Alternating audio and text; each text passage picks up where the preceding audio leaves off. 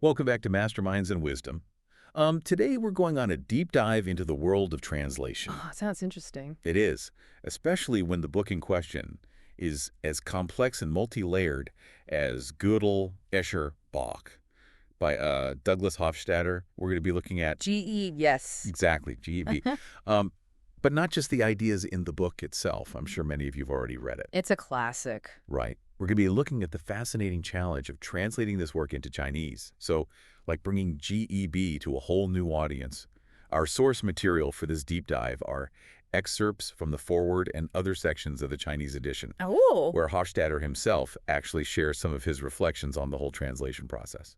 I'm intrigued. I mean, GEB isn't exactly, your typical book. No, not at all. It's this symphony of wordplay, intricate ideas all woven together.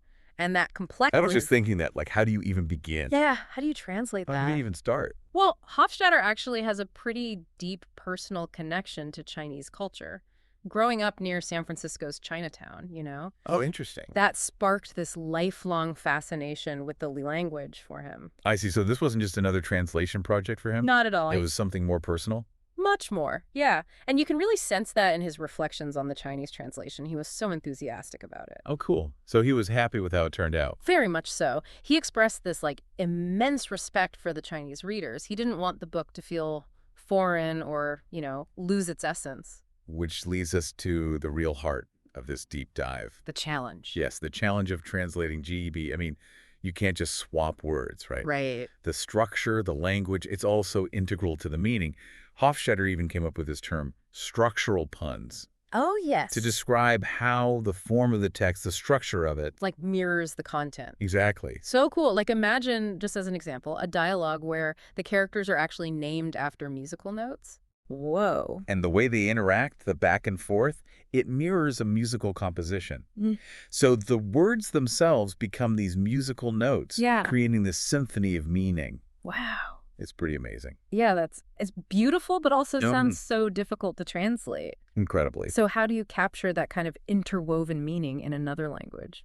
That was exactly the dilemma that translators faced. I bet. They were caught between, staying faithful to the original text and ensuring that the translation actually flowed naturally in Chinese. Hofstadter actually highlights this struggle. Oh, does he? He does. With a specific example. Yeah. The idiom "speak of the devil," Mm-hmm. it appears that the contra-cross-to-punctus dialogue. Okay. So how to deal with that? Yeah. A literal translation, which should be MB, Mm. felt super awkward in Chinese. I see. And the translators recognized that. Yeah. The Chinese idiom "xin," which means, speak of Cao Cao, and Cao Cao arrives, Yeah. conveyed the same sentiment, but much more naturally. Okay, so they chose to prioritize the flow and, the natural feel for the Chinese audience, Right. even if it meant, Deviating a little. yes, deviating from the original wording. That's a bold choice. It is. It really reveals this fundamental tension that always exists in translation. This balance. Yeah, the balance. Do you stick rigidly to the original even if you sacrifice readability? Yeah. Or do you take liberties to make sure the text just flows smoothly in the new language? I see. So the Chinese translators kind of favored the flow. Yeah, it seems so. Did Hofstadter agree with that? He did. He actually dedicated the Chinese translation to Professor Wu Yunzeng, who initiated the project, and he praised the translation's ability to really capture the spirit of the original. Wow. That dedication becomes even more significant because Hofstadter mentions that the translation embodies, get this, the 3 criteria of Yan Fu, Oh, a renowned translator who Professor Wu really admired. Now I'm dying to know, me too. what are those criteria? Right. Unfortunately, they don't go into the specifics in the foreword. Oh, man. But it adds this layer of, Mystery. mystery, intrigue. It invites us to explore Yan Fu's work and discover those criteria ourselves. Okay, before we fall down that rabbit hole, let's bring it back to the listener for a second. Yeah, good idea. Why should someone who's already read GEB, why should they care about the intricacies of its Chinese translation? That's a good question, because it reveals something really profound about language and meaning in general. It makes you consider how much of our understanding of any text is shaped by the choices that translators make. Mm. Think about it. In that "speak of the devil" example, replacing the devil with Cao Cao, a historical figure, suddenly evokes a different set of cultural associations, right? Right. It adds a layer of meaning that wouldn't be there in the original. So it's not just about conveying the literal meaning, it's Hmm. also about the cultural context, the nuances. Yeah, exactly. It's like the translator is adding this invisible footnote, enriching the text with these layers of cultural understanding. I like that, the invisible footnote. And that actually brings up another question. Does prioritizing that flow over a literal translation, does that always benefit the reader? It makes it more accessible, for sure, but could it potentially obscure some nuances or interpretations? You're right. It makes me wonder, is there like a perfect balance between accuracy and fluency?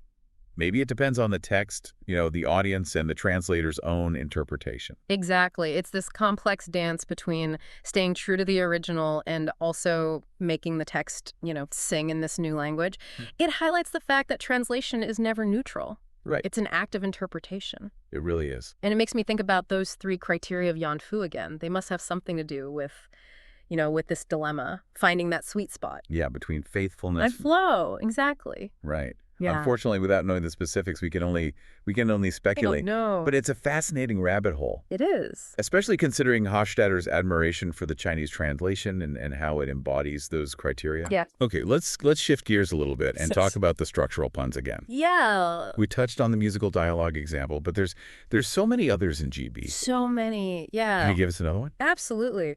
One of my favorites is actually the dialogue contra crasta punctus, Okay. where the structure of the dialogue itself actually mirrors the structure of a musical composition. So, like, the back and forth between the characters, the pauses, the interruptions, all of it is meticulously crafted to reflect a specific musical form. Wow, Yeah, it's pretty mind-blowing. it is. But how do you translate that? It's like trying to translate, I don't know, the architecture of a building into a completely different style, but without losing its essence. Yeah, incredible challenge. The translators had to find ways to convey not just the words, but the underlying structure and rhythm of the dialogue. Yeah. They had to recreate that musicality of the text In Chinese? in Chinese, which has its own, unique rhythms and flow. So did they succeed? Did the Chinese translation actually capture the structural puns? Based on Hofstadter's praise for the translation, it seems like they did a really remarkable job. They managed to Wow. convey that intricate wordplay, the layers of meaning, even the musicality, and make it accessible and engaging for Chinese readers. That's impressive. But it also raises a question. Yeah. If even something as seemingly untranslatable as a structural pun can be conveyed in another language, Right. what are the limits of translation? That's a big one. Are there concepts or ideas that just can't be expressed across languages? That's a question that's, been around for centuries. Some argue that every language carries its own unique worldview, shaping how its speakers perceive reality. If that's true, then certain concepts that are really embedded in one worldview might be utterly alien, untranslatable to another.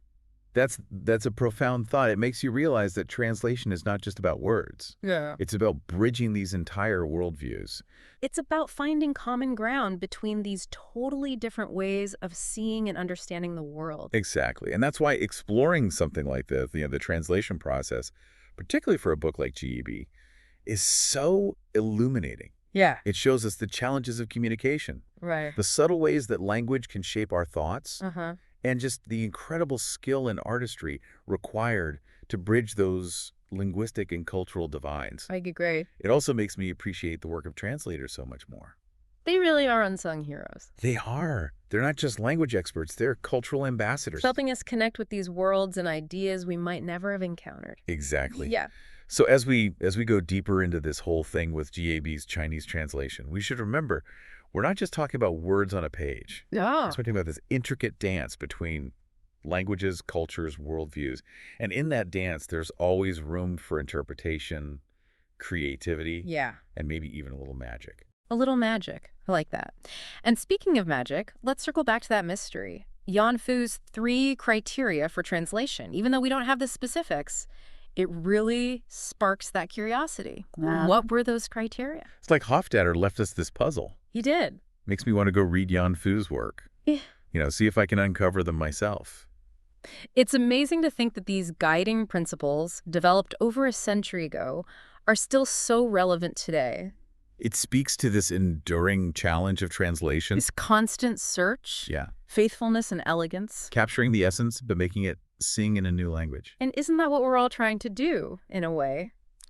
in our own lives. Yeah. We're translating our thoughts and feelings into words, trying to bridge that gap between our inner world and the outside world. That's a nice way to put it. We're all translators. Yeah, striving to be understood, to connect with others across those invisible barriers. So what can we, as readers and these everyday translators, as you called us, what can we learn from this deep dive into DE's translation? It reminds us that translation is this nuanced, complex art form.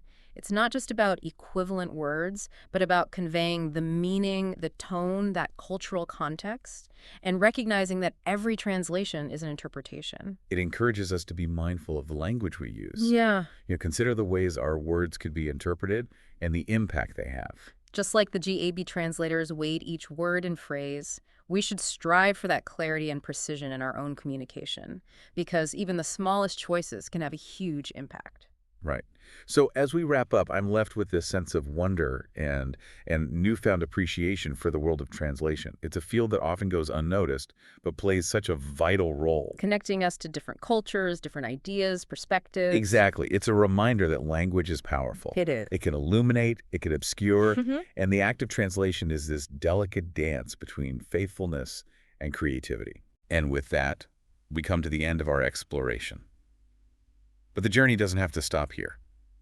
I really encourage all of you to keep exploring this world, to delve into Yanfu's criteria, to compare different translations of your favorite works, and really appreciate the artistry and skill that goes into bridging all those linguistic and cultural divides. Yeah. Until next time, keep diving deep. It's like the translator is adding this little invisible footnote, enriching the text with all these layers of cultural understanding. I like that invisible footnote. But it brings up another question. Yeah. Does prioritizing flow over more literal translation always benefit the reader? I mean, it definitely makes it more accessible, but... Could it obscure some nuances? Yeah, potentially, right? That's a good point. It makes me wonder if there is a perfect balance, between accuracy and fluency. Right. Maybe it just depends on the text itself, the audience, the translator's interpretation. Exactly. It's this dance. It is. It's a dance. Between staying true to the original and making it work in the new language. And it really just highlights the fact that translation is never this neutral process. Right. It's always an act of interpretation.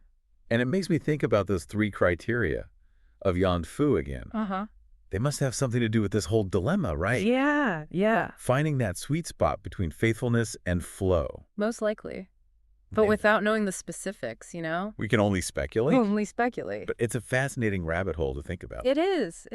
Especially considering Hofstadter's admiration for this translation and how it embodies those criteria. Okay, let's shift gears for a minute. Okay. And talk about structural puns again. Yeah, let's get back to that. We touched on the musical dialogue example. Right. But there's so many other instances of this in GB. Can you give us another example? Absolutely.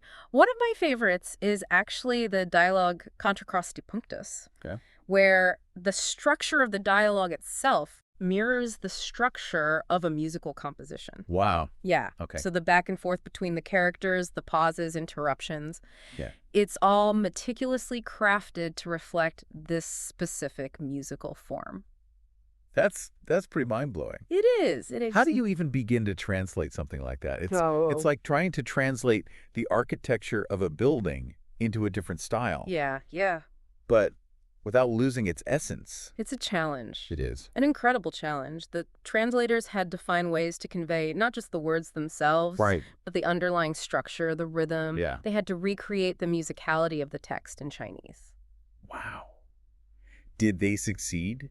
Did the Chinese translation manage to capture the essence of those structural puns?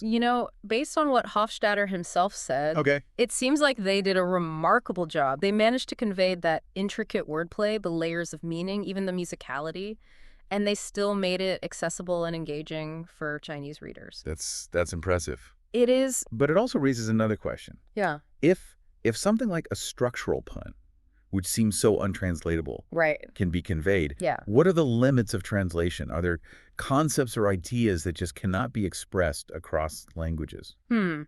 That's a question that has plagued philosophers and linguists for centuries. I bet. Some argue that every language carries its own unique worldview, shaping how its speakers see and understand reality. Yeah. If that's true, then you have to wonder, right? Are certain concepts just so deeply embedded in one worldview, they're completely alien and untranslatable to another? That is a really profound thought. Makes you realize translation isn't just about words. No, it's not. It's about bridging those entire worldviews. It is. It's about finding that common ground between these totally different ways of seeing and understanding the world. And that's why I think exploring the translation process, especially for a book as complex as GED, is so fascinating. I agree. It shows us those inherent challenges of communication. Those subtle ways language shapes our thoughts. And that incredible skill and artistry. It takes real artistry. It does to bridge those linguistic and cultural divides. It does. It makes me appreciate the work of translators even more, you know? Me too. They really are unsung heroes. They are. Not just language experts, they're cultural ambassadors. Yeah. Helping us connect with worlds and ideas we might never have encountered otherwise. That's the beauty of it. So as we continue to explore this whole thing with Gieb's Chinese translation, we have to keep in mind that we're not just talking about words on a page. It's much deeper. It's this intricate dance between languages, cultures, and worldviews. And that dance always has room for interpretation, for creativity. And maybe even a little magic. A little magic. A little magic. And that brings us back to that mystery we talked about. Yan Fu. Yes. Yeah. Yan Fu's 3 criteria. We don't have the specifics, but... It's like Hofstadter left us a little puzzle. He did. Makes you want to go explore Yan Fu's work. I know. I want to uncover those criteria myself. It's amazing to think those principles, developed so long ago, Over a century. are still relevant today in the world of translation. It really is. It speaks to that challenge. Yeah. This quest for balance. Between faithfulness and elegance. Capturing the essence, but making it work, making it sing in a new language. And in a way, isn't that what we all try to do in our own lives? Like, we're constantly translating our thoughts and feelings into words. Trying to bridge that gap. Yeah, that gap between our inner world and the outside world. We're all translators, in a sense. We are. We're all striving to be understood. To connect with others. Across those invisible barriers of language and experience. So what can we, as readers and these everyday translators, what can we learn from this? From this whole deep dive into G's Chinese translation? It reminds us that translation is this nuanced, complex art form. It's not just about finding the right words. It's about so much more. Conveying the meaning, the tone, that cultural context. And recognizing that every single translation is an interpretation, shaped by the translator's understanding and choices. It encourages us to be more mindful of the language we use. Of our words. Consider how they can be interpreted, the impact they might have. Exactly. Just like those GEP translators carefully weighed each word and phrase, we should strive for that same clarity and precision. Because even the smallest choices can have a big impact. A huge impact, So, as we wrap up this deep dive, I'm left with this sense of wonder. Me too. And a new appreciation. For this intricate world. Yes. The world of translation. It's a field that often goes unnoticed, but it plays such a vital role in connecting us to different cultures and ideas. Different perspectives. It's a reminder that language is powerful. Incredibly powerful. It can illuminate, it can obscure, and the act of translation. It's a delicate dance. It is, between faithfulness and creativity. Absolutely. And with that, we come to the end of our exploration. It's been a journey. But the journey doesn't have to stop here. I encourage all of you to keep exploring, to delve into Yan Fu's criteria, to compare different translations of your favorite works. That's a great idea. And to really appreciate the artistry and the skill that goes into bridging those linguistic and cultural divides. Until next time, keep diving deep.